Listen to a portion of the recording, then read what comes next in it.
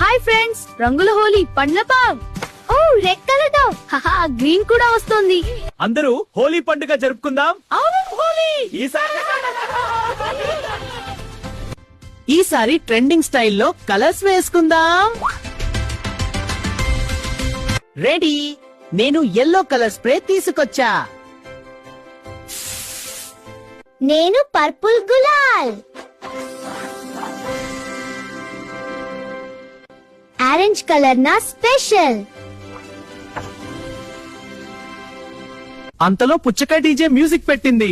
హోలీ హై, హోలీ హై.